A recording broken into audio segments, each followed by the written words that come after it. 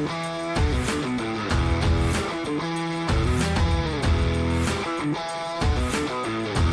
up, guys? Welcome into the first episode of Jenks Island Podcast, the only NFL podcast where you can get your takes from a washed-up Division III cornerback. Back again is Ty McGee, and as usual, I'm your host, Grayson Jenkins. And in today's episode, we're going to be doing our usual, breaking down kind of what happened as we go through from the prior week. And we're going to go through Week 8, break down every single game, give you guys our picks, let you know who to pick the rest of the week. And before we get into that, we're going to give our little recap of this week's Pick'em leaders. As usual, the winner of this Pick'em group will be getting a free jersey. So whoever wins is going to be really happy. As usual, though, Pickin' Grapes is at the top. I mean, this guy's been on the top leaderboard the whole year, I think. I will say Hit of Ranch he's catching up a little bit. On Juicy J back again at number 2 is tied as well. And then Ty Hammer is at 65-42. Hammer's at 65-39. So Ty somehow missed a couple games there. Not sure what's going on. And I'm at 62-45, catching up slowly but surely. Actually, 63-44 with the Eagles mishap a few weeks ago. So I started off, I want to say, like way, way below everyone. I'm slowly gaining my way up the mountaintop here. So sooner than later, Ty, you'll be watching your back. Dude, I'm falling in these rankings. I think the last 2 weeks are like the best weeks for me. I caught up on you for a couple games. I was like, I'm gonna pick the opposite team, and it helped me a little bit. It did help me. So we'll see how that goes the rest of the year. All right, now getting into Week 8. There's a few pretty good games here. This isn't the best week of football, but it's at least a solid slate. There's no bye weeks or no buys, no teams on bye. So it's going to be a full schedule. Going into Sunday night football. Thursday night football, we got the Vikings taking on the Rams, a team that, the Rams falling apart. They're going to possibly try to trade Cooper Kupp away. There's been talks. I don't think this is real about Matthew Stafford being moved as well. Ty, what are your thoughts on this one in this game?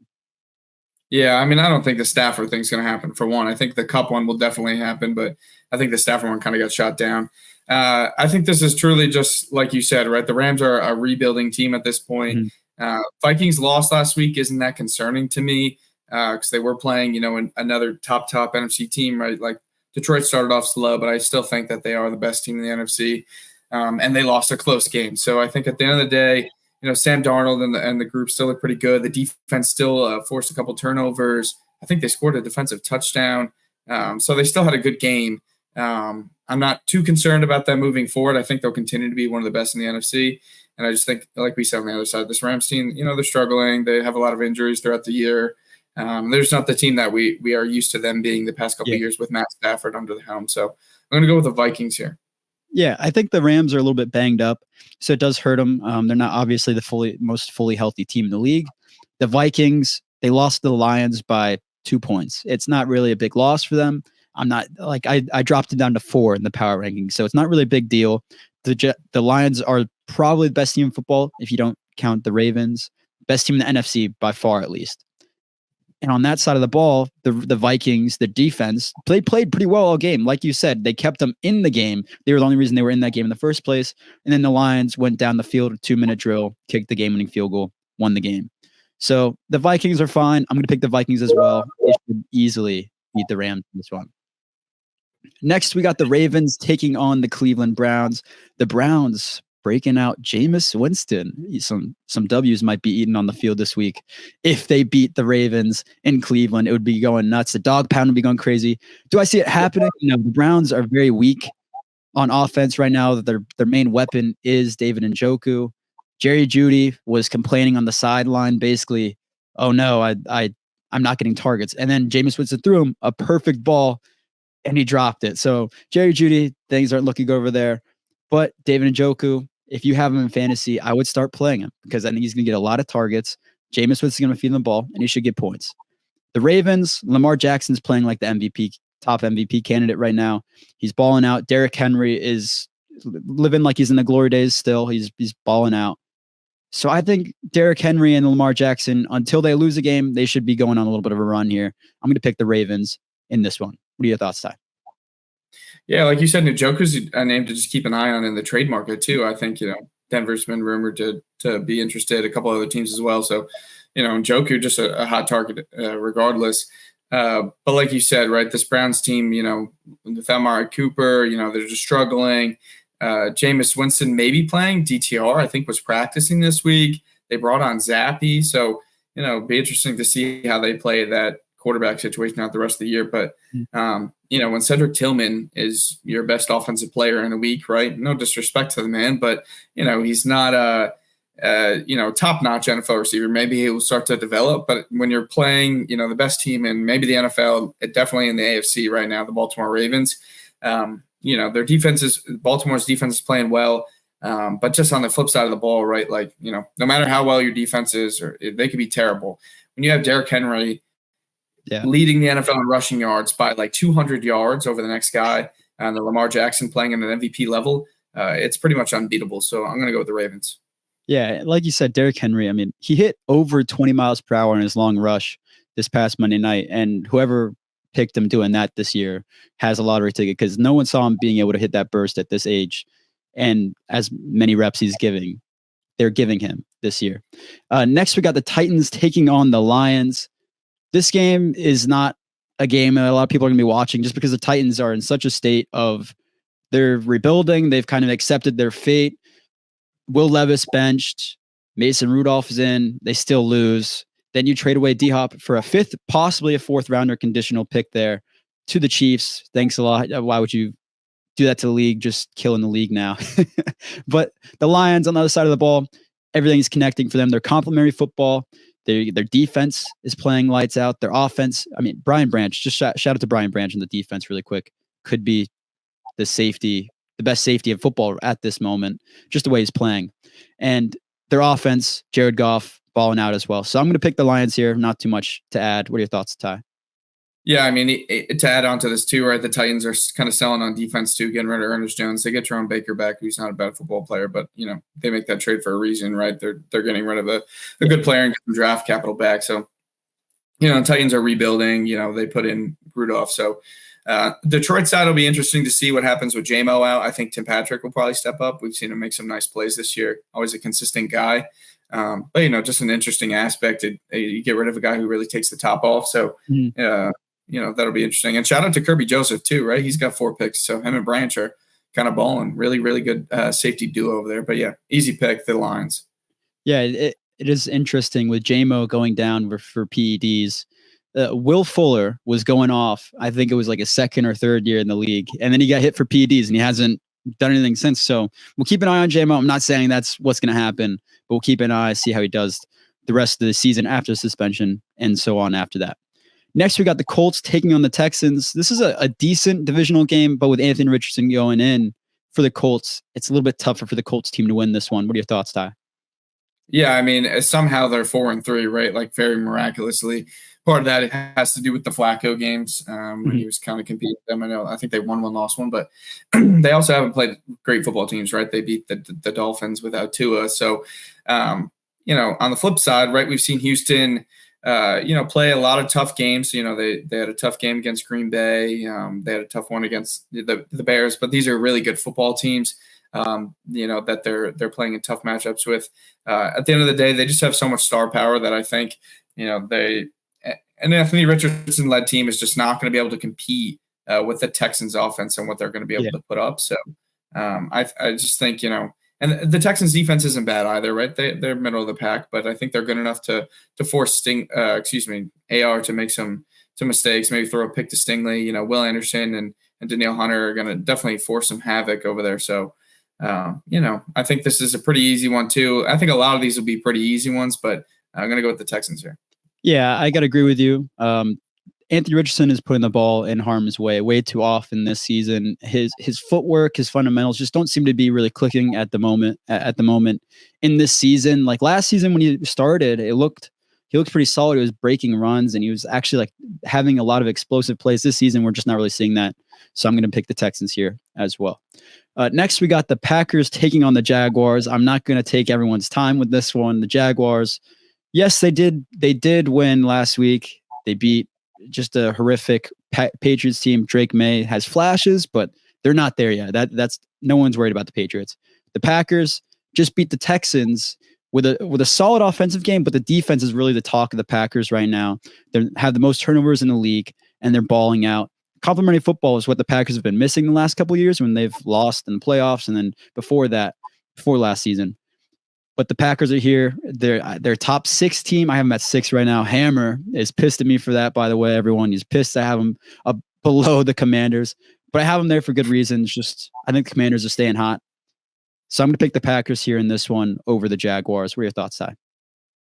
Yeah, I mean, I think the Jags are kind of starting to figure something out with BTJ, being one of the better rookie receivers and one of the better receivers in football, and Tank Bigsby back there. But at the end of the day, right, like you said, they're a 2-win team, and they beat a really, really bad Patriots team. And in that game, right, when we kind of knew that they were up, the graphic comes up, and it's their next 4 games, right? You're not really showing their next 4 games and talking about, well, enjoy this one, without knowing that they're going to probably get shellacked in the next few. So, like you said, Green Bay defense is playing really well. A lot of weapons on offense. They'll start to continue to figure that out.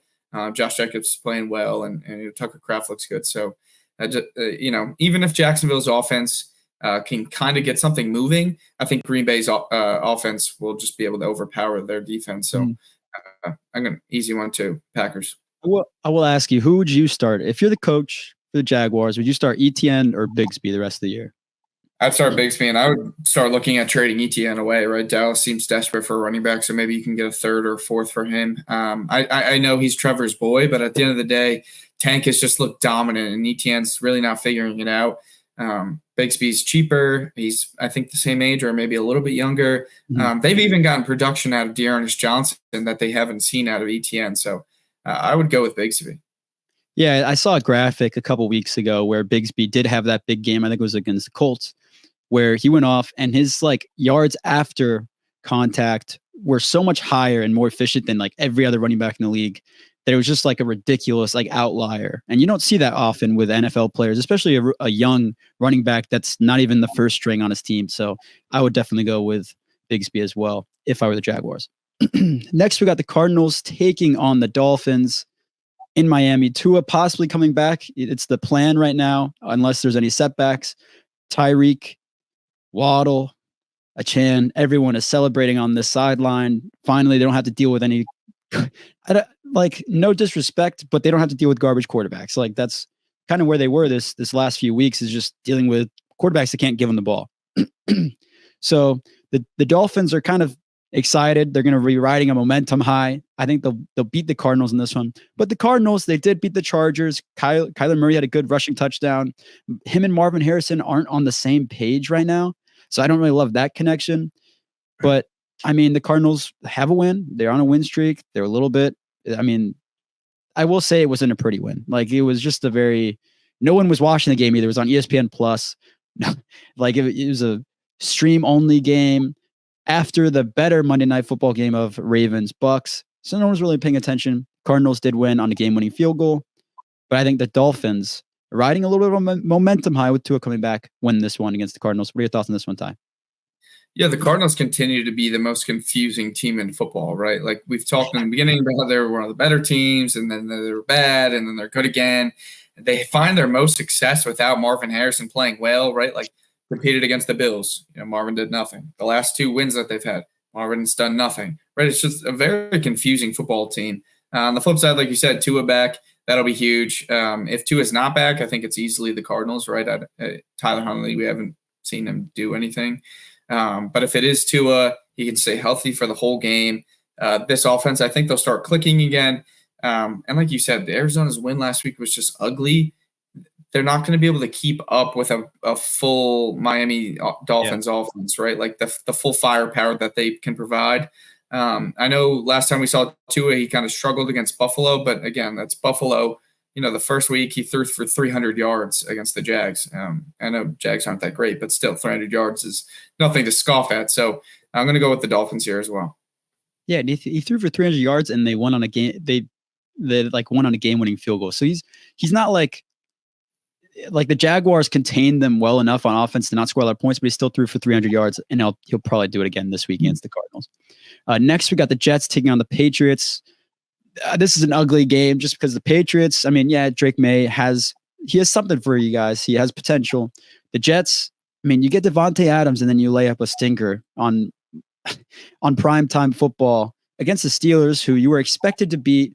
The Steelers starting Russ with everyone booing the whole entire offense in the first quarter every time they're leaving the field, and you somehow lose by double digits. So it's not a good loss for the Jets. I'm going to pick the Jets in this one. I'm not going to waste too much people's time. I'm going to pick the Jets just because I think they can beat the Patriots. I think their offense will click a little bit. They just switched. I want to say last week they switched play calling, and it didn't really look much better. Hopefully this week you see a little bit more of a noticeable change.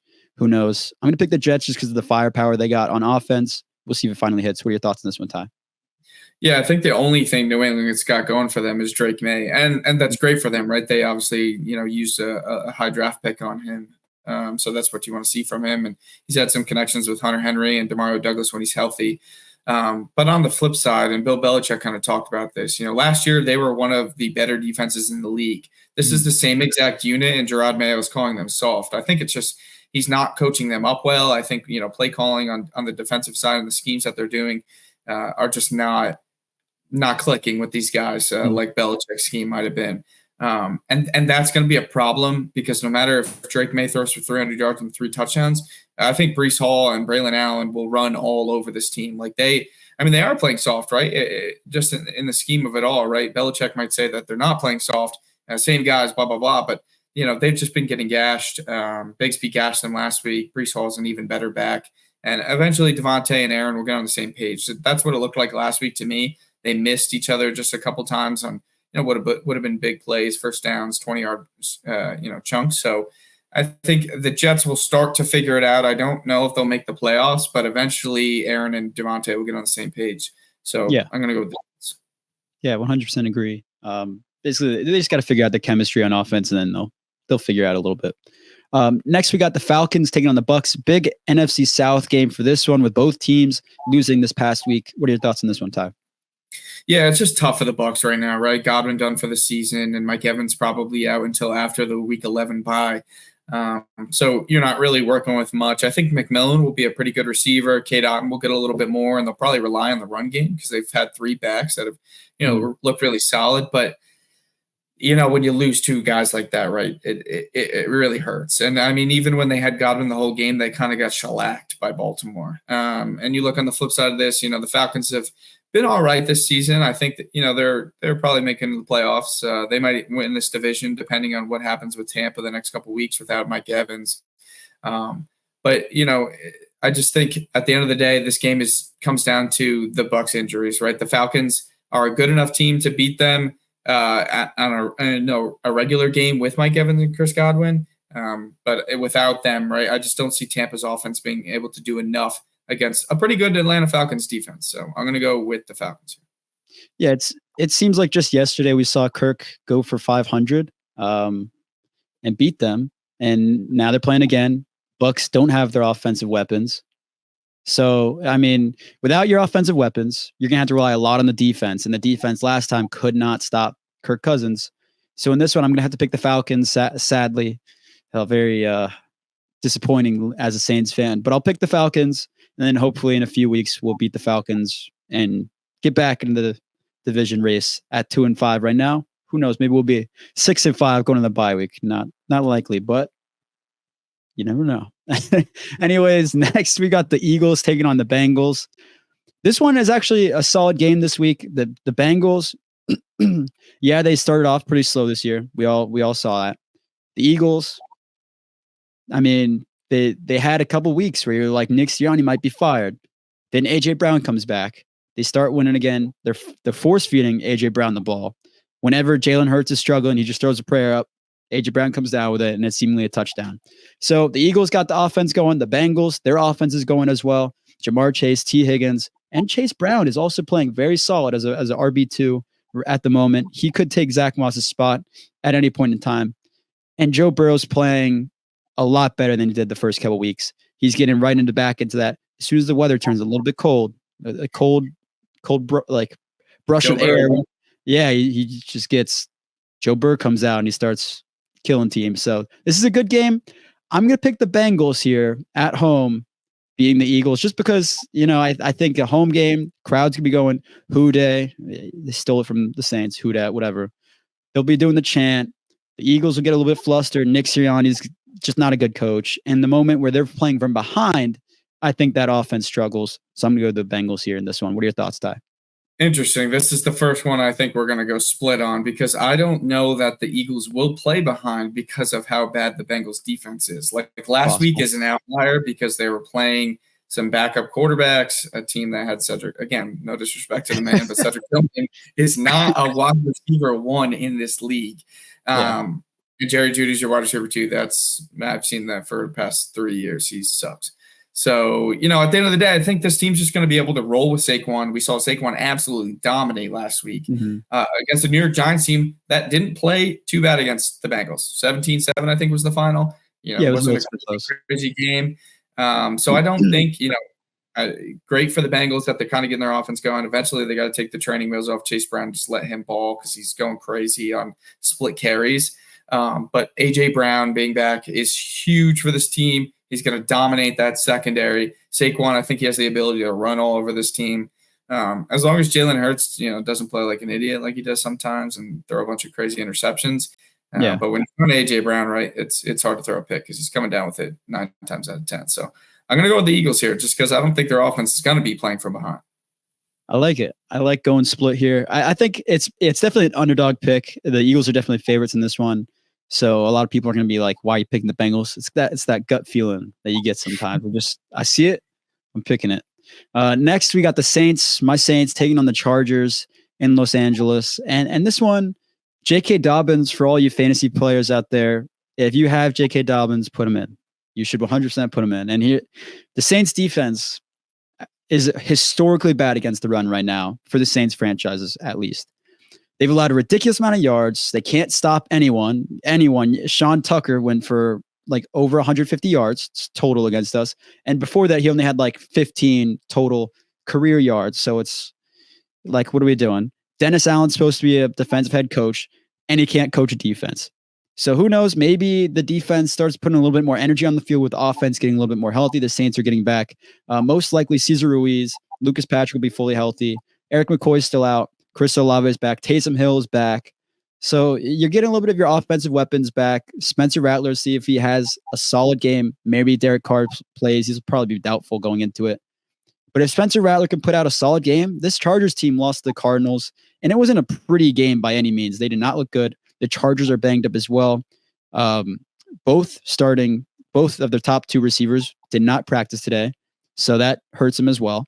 So I think the Saints can come out and win this one. They need the momentum. The captains are coming together. Alvin Kamara just got paid. There's too much momentum, Ty, to lose. So I'm going to pick the Saints after that brutal loss to you guys just a week ago tomorrow. Well, today for you guys watching, but I'm going to pick the Saints. Yeah, I think like you mentioned about the Saints defensive line and just defense as a whole, like Denver and the Bucs kind of put, the blueprint out there how to beat them, right? You run with Javonte and you ran with Sean Tucker, and both of them gashed this defense. The problem is, you can give Dobbins the ball, and he kind of struggled last week against the Cardinals defense that's not that great either. But the Chargers don't have a weapon on the outside that's a true threat. McConkey, he hasn't really come into himself. Quentin Johnson, he's fine, but they don't have a true weapon on the outside. And I think at some point, I would hope that the Saints would realize we need to stop the run. So maybe we put more guys in the box because you can rely on Lattimore to shut down one guy and maybe just put safety help over Debo. I know he's kind of, he's actually hurt. Never mind. He is hurt, but either way, you got to put safety help on the other side. Yeah, safety help on the other side of the corner, but Marshawn, he can lock down his side. So I think if the Saints defense can stack the box here, they'll really present. And Herbert he hasn't done much. I don't even think he's barely thrown for over 150 yards in most of his games. Getting the Olave back and all these guys back for the Saints, I think is huge. The Cardinals put the blueprint out there for how to beat the Chargers last week, right? An athletic quarterback that can move around and make some plays. And I think that's what Rattler is. I think he's an athletic guy that can move around. He's got some real weapons on the outside. and he can rely on Kamara and Taysom Hill to kind of, take a little bit of a load off him. I know Kamara's dealing with that broken hand that he's fighting through. Is insane. Yeah.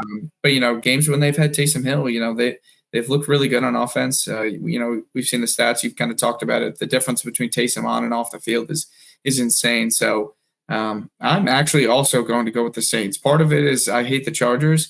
Part of it is I don't believe in this team. I know they beat Denver, and but that second half was a whole different game for them in that game too. So I'm gonna go with the Saints here.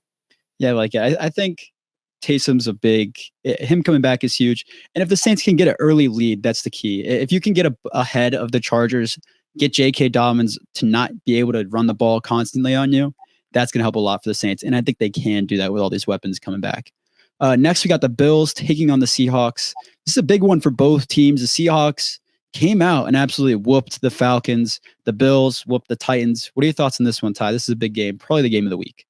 Yeah, this is definitely game of the week. I think, with Jaden Daniels out, the next game might have been the game of the week, but I think this is the game of the week. The Seahawks, I want to say that they're one of the better teams in the NFC, but sometimes they just confused me with how they play. They always fight back is the thing I'll say about them, but sometimes they just go down so big and really hurt themselves. Playing Josh Allen of the Bills, I know Josh Allen hasn't had a lot of turnovers this year, but historically, he's been thrown a lot of picks, fumbles, etc. So if they can force him into making some mistakes, whether they're down or up, right, that'll make things a lot easier for them to be able to come back. I just think what we've seen from Buffalo, Amari Cooper seamlessly, came into this offense. Keon Coleman had a big week last week.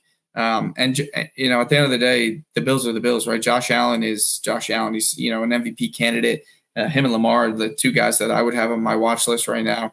I just think the Bills, even though they might not be the best team in the AFC now, which we were talking about them for a while, I think they're still the second best team in the AFC, right behind the Ravens. I think Josh Allen will probably have a really good game. I know Seahawks defense is good, but I don't think, we really haven't seen anyone slow Josh down. So I'm going to go with the Bills just because I think, Josh Allen, when you have an MVP candidate on your team, he kind of, silences everything else on the other side. So. Yeah, I'm a little bummed. I was hoping you'd pick the Seahawks. Yeah, I am picking the Bills as well. Not going to add too much because you did touch on everything. The Seahawks, like you said, they're just, you never know what you're going to get every single week. They're at least at home with this one, so you have a little bit of the crowd noise, try to limit it. But Amari Cooper is such a perfect fit in this offense, mainly because he alleviates some of the pressure on Keon Coleman, Khalil Shakir. So they're a little bit more free. They have less help over the top of them. Keon Coleman doesn't have to deal with CB1s over him as a rookie. That's so helpful for both of those guys' production. And I think that just helps Josh Allen not have to worry about forcing Keon Coleman the ball in coverage, things like that. So I think the Bills here win in this one as well. Next, we got the Bears taking on the Commies in Washington. This was a huge game this week. And then sadly, Jaden Daniels had to cut back over the middle of the field. And then instead of normally sliding like a normal baseball slide, he kind of he slid and hunched himself over and almost folded like a laptop. It was really ugly play. I thought it was going to be worse. When it did happen, I was expecting him to be down on the field immediately when it happened. And then as the drive progressed, you could see him visibly in pain. And then he goes out after the drive and he's out for the rest of the game with most likely, I don't know if they've said exactly what it is, probably bruised rib, maybe a broken rib, something like that. So it's really up to pain management is the key for quarterbacks with those kind of injuries, just because it doesn't necessarily limit your throwing motion, but if you get hit in the ribs again, it could be worse, things like that. So you want to be precautious. And the Commanders, you don't really need to throw them into this game against the Bears. With your current record of 5-2, you're not too worried about maybe losing this one if he's back next week. And the Bears also, they haven't played anyone great. They are 4-2, but they haven't played anyone with more than one win in any of their 4 wins. So it's kind of that competition for the Bears. This is their first big team that they're playing. Winning record. Can you come into Washington and beat them? And if you can, Caleb Williams might just be the rookie of the year favorite. But Jaden Daniels is obviously out, so it kind of hurts that whole motion, everything that kind of hurts it. This one, I'm going to pick the Bears if Jaden Daniels is out. If Jaden Daniels is in, I'm going to pick the Commies. Ty, that's all I got to say. What do you got? Yeah, I'm like the least bit shocked that Jaden Daniels got, messed up and his ribs hurt. If you just watch like a Jaden Daniels like big hit highlight tape from college where he just gets picked up and boomed. But now back to the game. Like I think, what we've seen from the Bears, despite playing really bad teams, is the ability to run the ball again, right? DeAndre Swift has been a huge X factor for them, being able to finally start getting going. DJ Moore's played well. They even got Keenan Allen and Rome Odunze a little bit more involved recently. So I think that even though they haven't played good teams, a win's a win, right? And you can't control who's on your schedule. And one of the other teams that they lost to, the Texans, probably one of the best teams in the AFC too. So, it's tough. And we look at the other side, right? If this was a Marcus Mariota team led the whole season, can we not? I know they beat the crap out of the Panthers. The Panthers suck. Yeah. We'll get to that next. But, I don't think that this team would be more than maybe a 1-win team or 2-win team with Marcus Mariota. So they're almost in a similar predicament, right? So I think – with Jaden, I think this is a high-scoring battle. I think the Bears' defense would be good enough to box him in, similar to how Baltimore did. I don't think they'd be able to do it to the same extent, but I still think that they've been proven to be a really, really good defense this year. Mm-hmm. So with or without Jaden, I'm going to go with the Bears. Wow. Okay, I like it. The definitive answer. I just think the Commanders' defense has been playing relatively well. They haven't been doing anything crazy, and it was the Panthers last week that they faced. So it's like they have Andy Dalton. He's always going to throw you the ball, things like that. So I think their defense with Jaden in can make it a close enough game where they can win. So I'll stay with my double-sided. I kind of just want to pick the Commanders outright, but I can't rely on Marcus Mariota. I can't do that. Next, we got the Super Bowl rematch between the Panthers and the Broncos. Ty, what do you got for this one? Big Bo Nix game, and especially after the performance of whooping the Saints, what are you expecting for this one?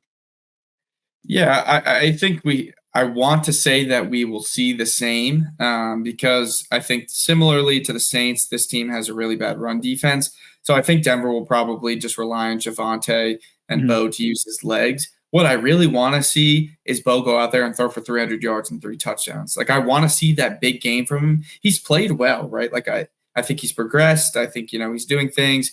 I think, sometimes his head moves faster than, he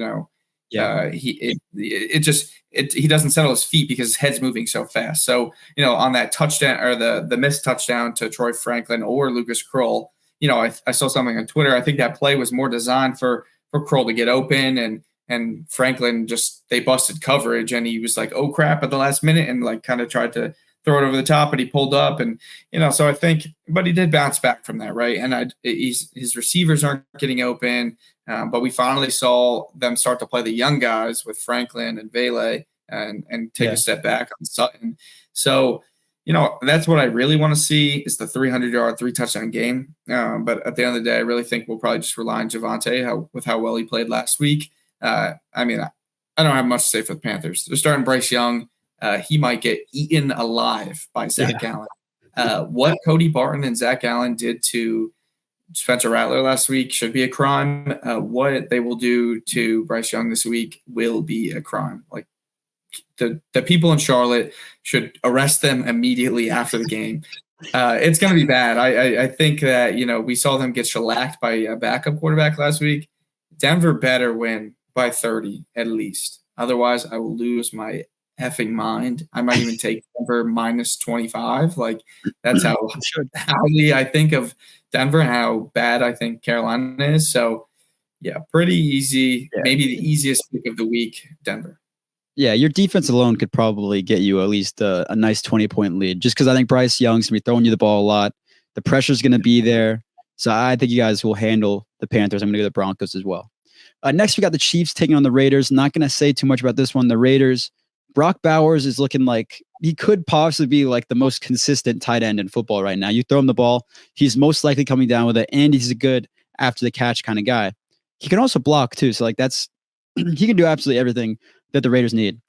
On the other side, they can't throw the ball. The Gardner Minshew is terrible. He can't throw the ball to anyone. He's throwing picks away. He's just The offense is not good, period, and they can't score. I bet on Brock Bowers' touchdown. They got to the 15-yard line, 4th and 8. You're down 8 points with 2 minutes to go, and you kick a field goal when you haven't scored a touchdown all game. And it's like, dude, Antonio Pierce, are you a little bit? What are you doing? Are you crazy? So for that reason, I got to pick the Chiefs. The Chiefs just beat the 49ers. It seemed pretty easy all game for them to shut down Brock Purdy. He was throwing picks left and right. And if Patrick Mahomes pulls off another fake running out of bounds, big run, I mean, I just think the world's going to light in flames. But they got D-Hop now too. The Chiefs are going to run away with this one. Yeah, to your point about Bowers, I think it's Kittle. I think it's Kittle then Bowers. I think those are probably the best two tight ends right now. Yeah, the Raiders are bad. They have been. I'm just amazed that they beat Baltimore a couple of weeks ago. Like amazed. But yeah, they're a bad football team. They trade away Devontae. Jacoby Myers might not play. So they can't get anything. Brock is the only thing that got going, and maybe a little bit of Alexander Madison. On the flip side, like I wouldn't be shocked if this were closer than we imagine. Right? We saw this game on Christmas last year. Mahomes with the pick 6 to Jack Jones, and then there was that fumble. I mean, Mahomes is leading the league in interceptions, right? Like it is shocking that they are undefeated. I have no clue how. He has more interceptions than he has touchdowns. He leads the league in interceptions. Like I know Josh Allen would probably lead the league in interceptions, but he'd probably at least have more touchdowns, right? Like this is just insane what they're doing right now. Defense is playing well enough, though, that they can shut down the Raiders. And I don't think the D-Hop addition is as big as that people are making it out to be. I know that he's been mid quarterbacks, but I mean, I know it's Pat Mahomes, but he has more interceptions than touchdowns. Like let's not sleep on that, right? Like he's not playing well. He's playing just as bad as Will Levis was, if we're going to be honest. So it's very rough. It is very rough. Yeah. So I wouldn't be shocked if this was closer than we would imagine, just because of what we've seen in recent history with them and how they're playing this season. I will go with the Chiefs, but don't be shocked. I don't blame you. It is a good matchup. I think Max Crosby's going to be out for blood for Patrick Mahomes. He's just going to, because at this point in time, like he's so like just out of, like this team's so far gone of playoffs, of any hopes of winning games, that Max Crosby is probably just going to be pinning his ears back every play and trying to kill Patrick Mahomes. And like you said, D-Hop, I think people were blowing it out of proportion. It's a solid addition for them. I don't think it's big because of like they barely gave up anything, right? So it's like you're getting this guy basically for free, but he is 32 years old, a little bit slower, but it helps possession wise. I think you'll be able to get a more of a possession catch guy out of him for the Chiefs. Next Sunday Night Football, you got the Cowboys taking on the 49ers. Brock Purdy struggling, and now he was already struggling, and now he's out. Deebo Samuel, Brandon Ayuk, and CMC is already out, so I'm not going to mention that. Jordan Mason, he didn't really seem to be like himself in the last game. There was one play near the goal line where it was for a first down, where all he needed was like 1 or 2 yards, and instead of just hitting the gap, running straight up the gut, like you should, like every running back is coached to, he decided like jump cut and try to like look for a second hole or something, and got tackled in the backfield. And it's like, what are you doing? So with that happening, the Cowboys have a real chance of winning this game coming out of a bye week. And I know that a lot of people are like, the 49ers are going to run the ball all over the Cowboys, but the Cowboys can focus a lot more on both, only focusing on George Kittle and the run game with this one, with all the receivers going down. It hurts the 49ers a lot not having those guys in the passing game. But George Kittle, you really got to worry about him. He's the main passing threat right now. And Jordan Mason, Isaac Guerendo, those are going to be the two top running backs. I'm going to pick the Cowboys here. I think out of the bye week, Jerry Jones is pissed. He went into the locker room, started screaming at everyone, yelling with his little 5'6", whatever self, yelling at all the players in the locker room. CeeDee Lamb's going to be hyped up for this one. And I think Dak Prescott really has to get a win for this Cowboys team to turn it around, just momentum-wise. Out of a bye week, you have all week to prepare for this team. Like you could prepare out of the bye week just for this team, get this win. This is like one of your hardest matchups on the schedule going into the season. This is a must-win for your team coming into this game. So the Cowboys are going to win on Sunday night. You heard it here first. What are your Cowboys? What are your thoughts, Ty? Yeah, I think 49ers probably did rush Jordan Mason back a little bit soon because I think his shoulder was probably a part of him trying to jump cut and bounce that and all that stuff. So hopefully he's a little bit healthier this week and back to his ground and pound and running people over, physical type of football. But yeah, like you said, the Ayuk injury does hurt. I don't know how much it hurts though because he's not been playing well. When he was out, Juwan Jennings was balling, right? Like they looked better almost without him. Don't wish injury on anyone, right? Of course, but I don't think it's as big of a loss as we might think just by the way he's playing this year. We'll have to see what's up with Debo. We'll even have to see what's up with Juwan, right? I think he's been banged up. But Ricky Pearsall was a first-round pick for a reason. George Kittle, best tight end in the league right now. I just trust San Fran. I trust Purdy. I think Purdy's playing really well. I know, last week wasn't great for them, but I still trust Purdy, and I trust their defense a lot, right? Like they still force – I know it's still Pat Mahomes, right? They did force him to throw 2 interceptions at the end of the day. I think I get what you're saying coming out of the bye. The Cowboys should be more ready to go, and Dak and CD and stuff like that. We just haven't seen any consistency out of this team. We haven't seen them really show the ability to stop anyone on defense. I just struggle to trust Dallas outside of Dak and CD. And that's a problem.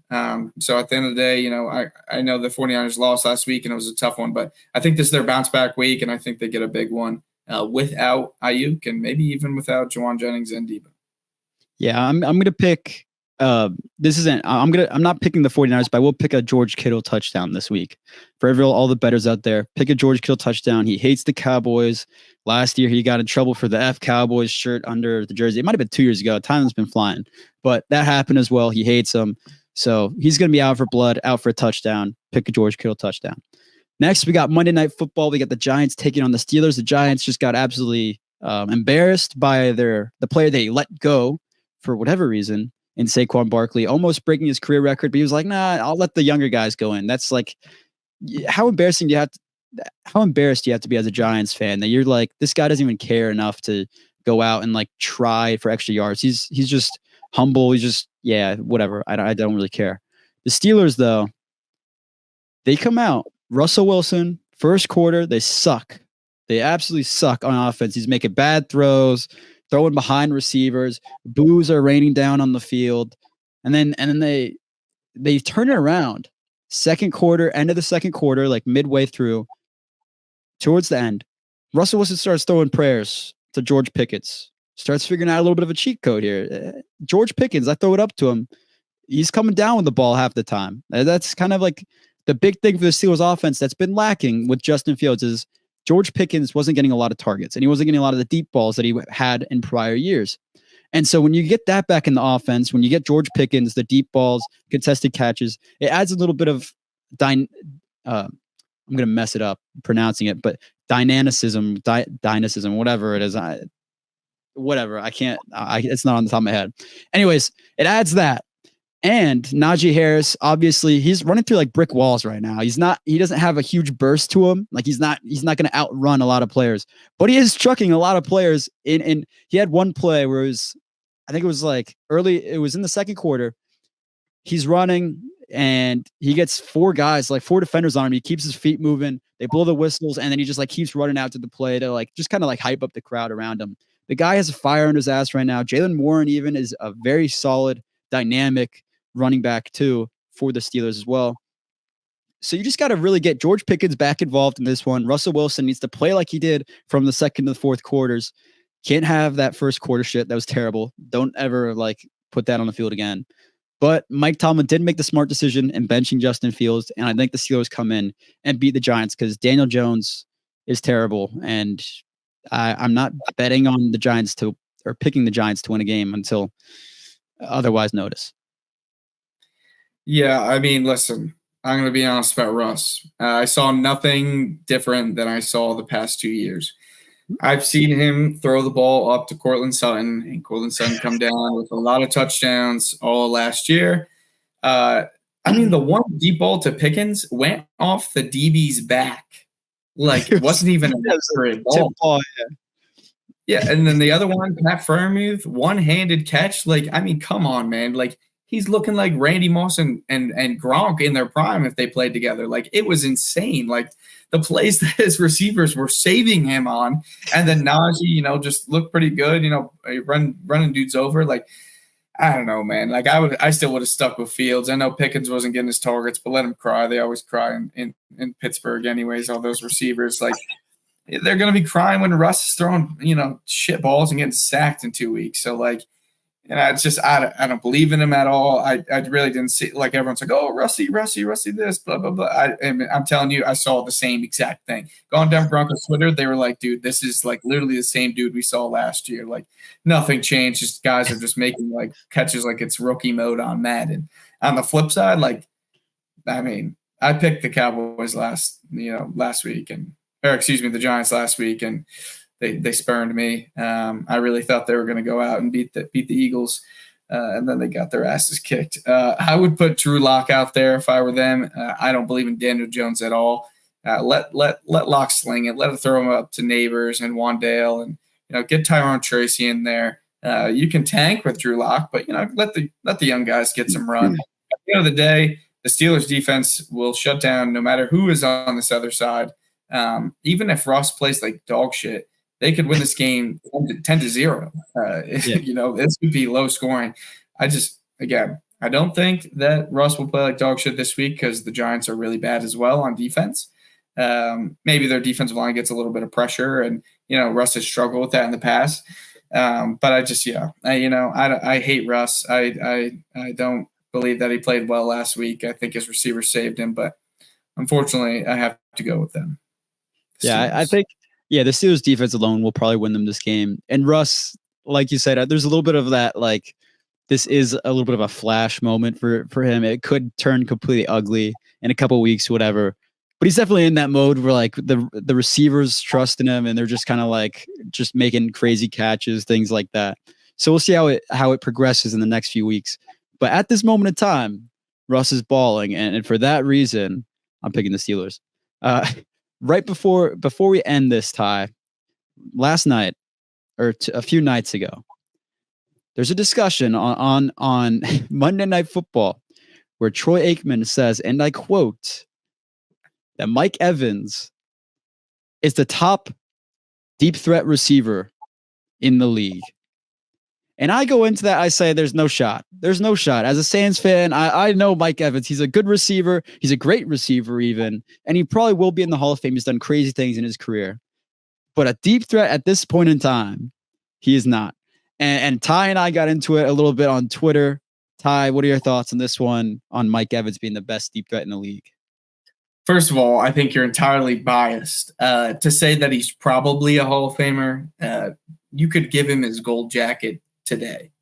He's definitely a Hall of Famer. 1,000 yards every season. Like, the guy's a baller. But that's besides the point. I did say on Twitter that I do think he is the best deep ball threat in the NFL, purely for clicks, nothing else. I actually don't believe he is the best. After he dropped that second touchdown and lost me in my fantasy game, I think everything changed for me. If he had caught that ball and I had won, maybe I would stick by his side, but I simply can't. When you lose me a game, I understand. Maybe pop the hammy. I get it, but unacceptable. The ball hits you right in the midst. I can't vibe with that. So I'm going to go with AJ Brown because he did, put me in a game because of his deep balls. And I just think Jalen Hurts is just chucking it up to him at this point. So I was in the gym and Ty and I were talking about that on Twitter, and I look up and that's when like the dropped catch happened. It was like middle of the conversation. I was like, that does not bode well for his argument. Like, it was just the most ironic timing. It was hilarious, but it was a good conversation nonetheless. I'm glad we had it. Anyways, Ty, any closing thoughts before we end this first episode of the Jenks Island Podcast?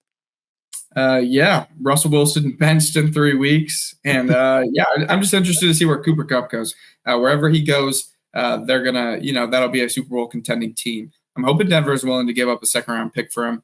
I don't think we actually will. But I think wherever he goes, he's going to be a problem. Just because, get him with a good quarterback, and we've seen what he can do. Triple crown, offensive player of the year type of caliber player if he can stay healthy. So super interested to see where he goes. Yeah, and I will bring this up as a Saints fan here. It is like the most insane thing to me that both him and Michael Thomas, they won the Offensive Player of the Year. As soon as they won that award, injuries just derailed their careers, completely derailed their careers. And someone released a graphic, or it was a tweet. Basically, they both had the same exact yards or games per year started after that award, and it's ridiculous. Like Michael Thomas hasn't played barely any games in the last 4 years after he won Offensive Player of the Year. Cooper Kupp's falling in that same territory. He's now 31. Wherever he gets traded, we'll see if he can stay healthy. Like you said, he is like, that is a Super Bowl move for a contender right now. So if the Bills, maybe the Steelers, someone like that makes a move for him, it could be a huge move. And I'm glad you brought that up. Outside of that, not too many closing remarks. We need the Saints to win, turn it around. There's not much hope in the fan base right now. I'm going to be honest. The brown bags almost came out on Thursday Night Football when that fumble touchdown happened. It was a rough scene. It was a rough scene. Next Wednesday night, I expect to see a brown bag if they lose to the Chargers. Oh, if we lose to the Panthers, no, I'm telling you, if you speak on the pod, you better come with a brown bag if they lose to the Chargers. And after that, I don't even know. No, it'll say so. Last year I had one that said "Fire Pete." This year it will be "Fire DA." It'll be out if we lose this week. 6 straight after starting 2-0 is just, it can't happen. Anyways, that'll do it for this week's episode of Jenks Island. Be prepared for it to come back next week.